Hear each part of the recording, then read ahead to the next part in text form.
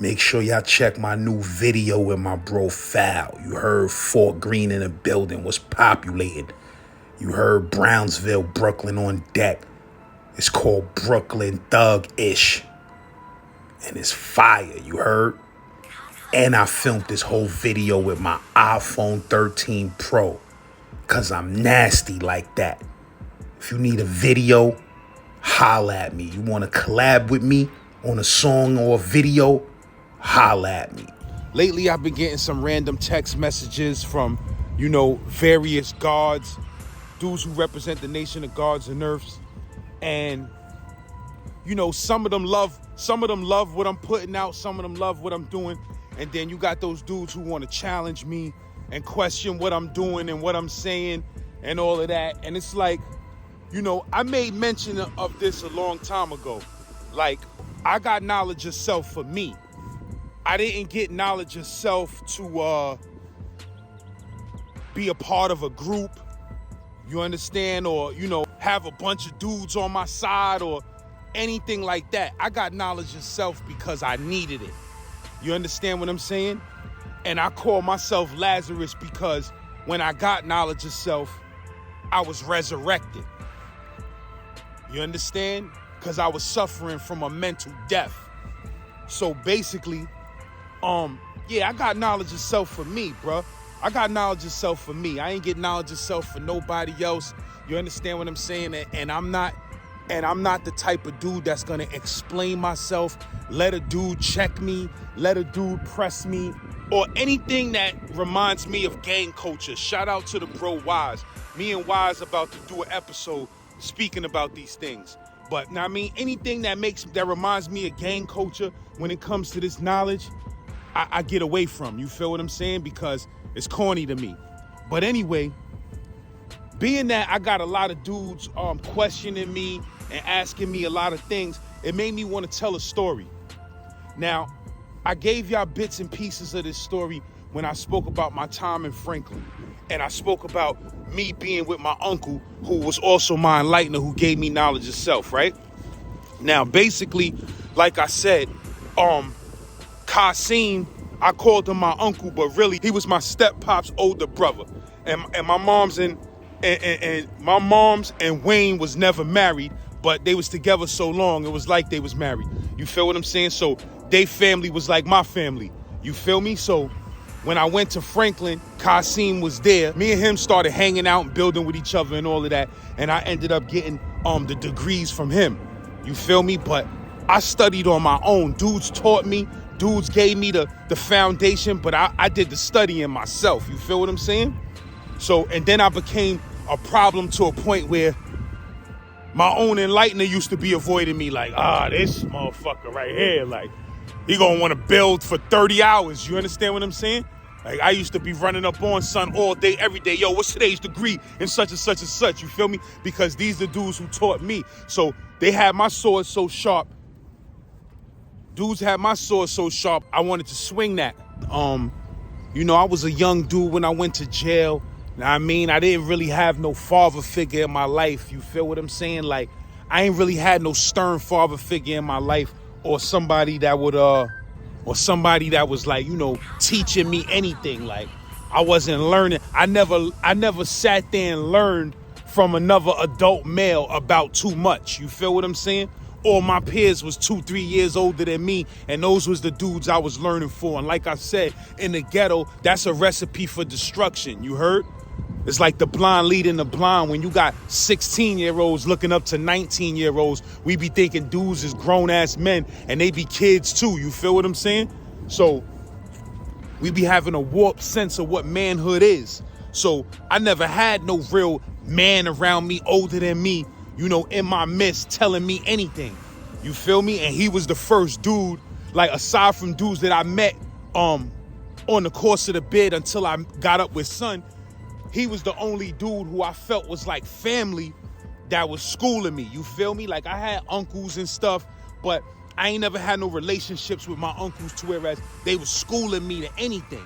You feel me? So this dude schooled me with the lessons, you feel me, and just a lot of shit in life. We had our little disagreements. We had our differences of opinions, and we would debate, get over those. But overall, me and son had a crazy good relationship.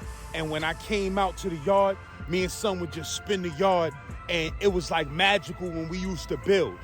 You feel me? Like, you know how they got the rumors of the father where they said when he built, the sun would come out and the rain would start falling and stuff like that? Like, that's how it felt when I was spinning the yard with Qasim and Akbar and my bro Shah.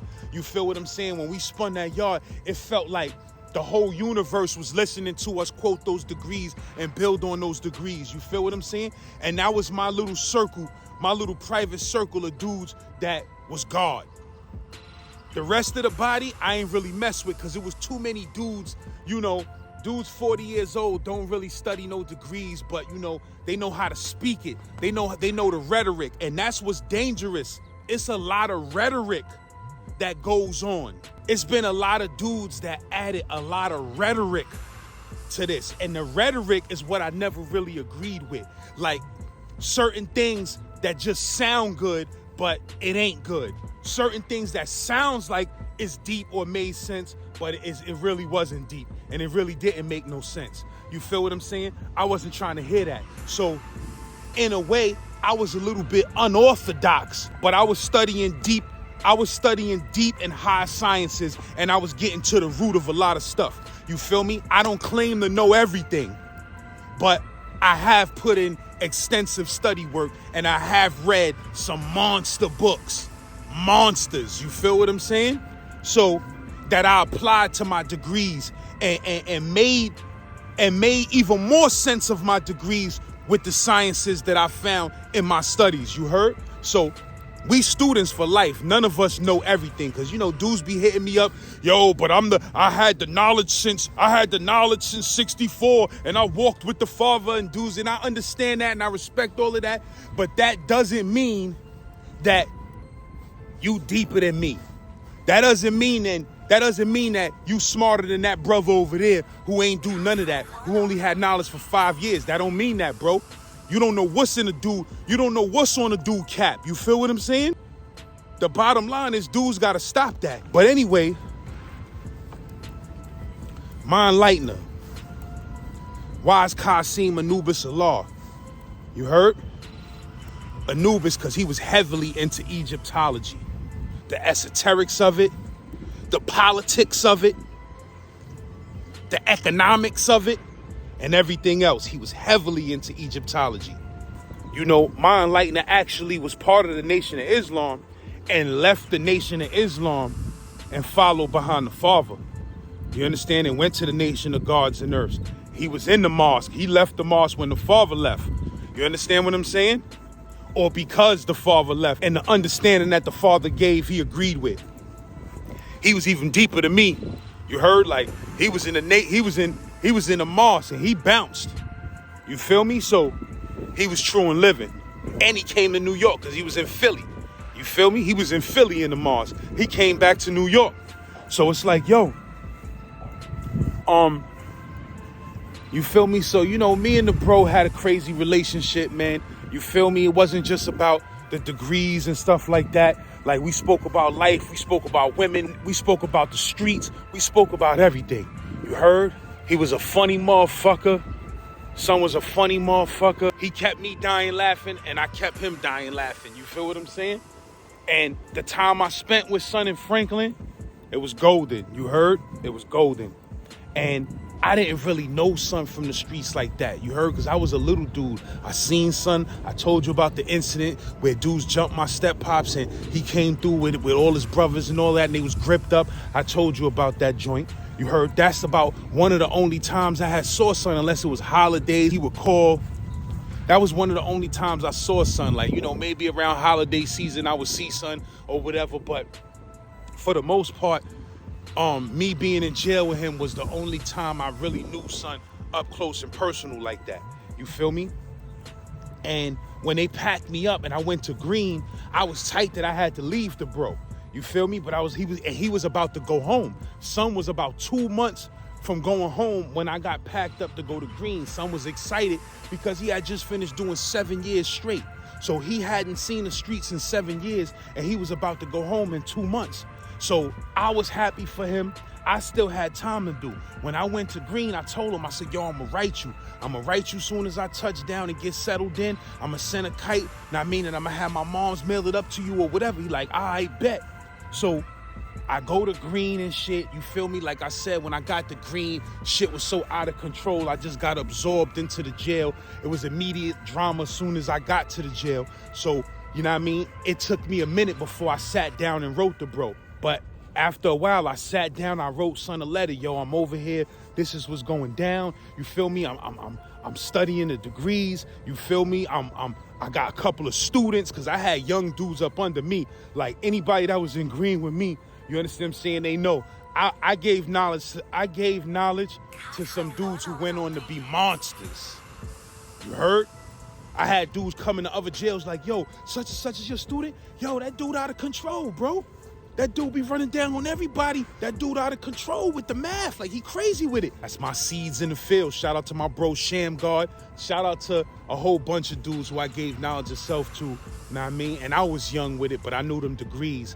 You heard? And shout out to the dudes who I was crazy strict on and was making dudes do 3-day fast and 5-day fast without no food and shit like that. I was bugging, bro.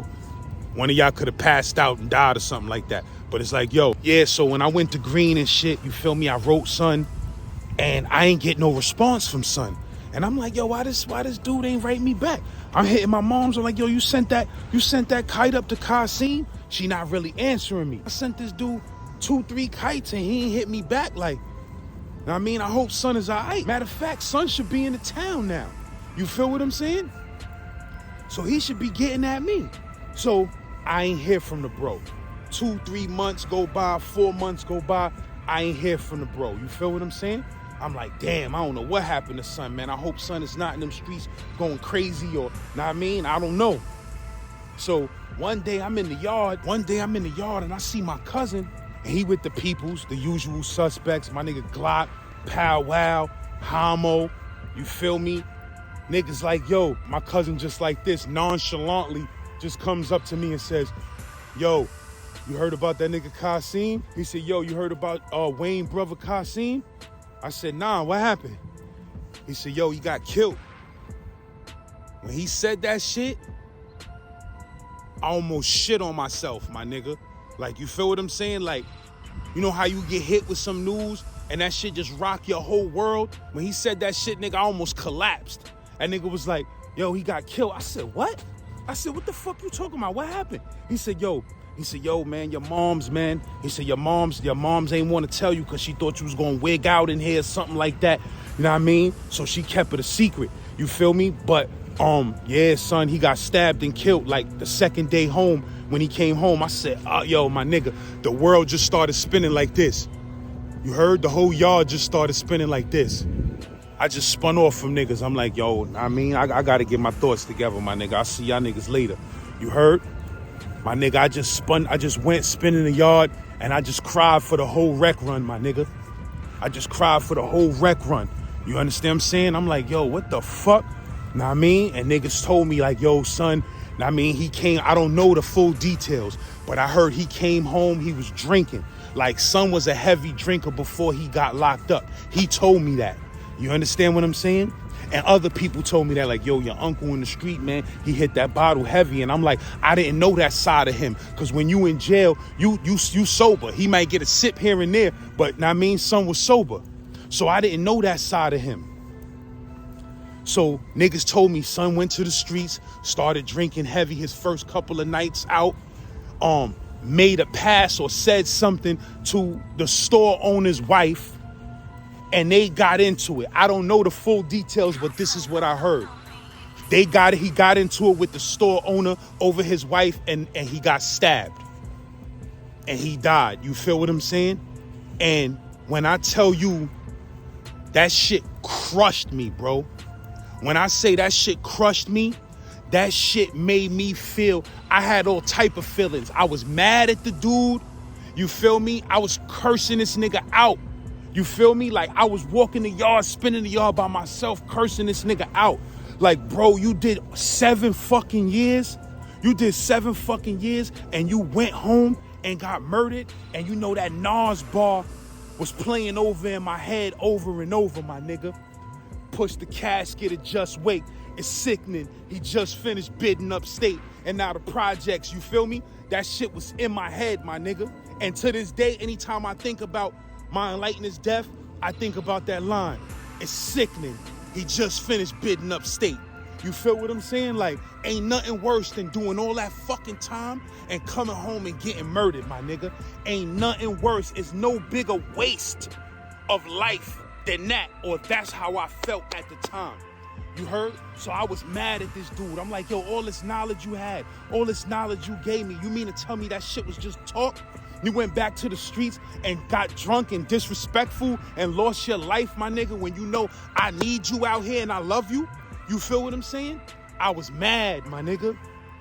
I was mad at that dude. You feel what I'm saying? And I was crushed. And it made me want to turn my back on the lessons, on everything. You understand? It made me just want to be a savage. Like, fuck that, nigga. If a nigga that deep, if a nigga that highly intelligent and spiritual that made me see the motherfucking stars moving while he spoke, if he could go home and get murdered that easily, then what the fuck is this life worth, my nigga? What the fuck is this life worth living for? That's how I felt. For a while. For a long while, my nigga.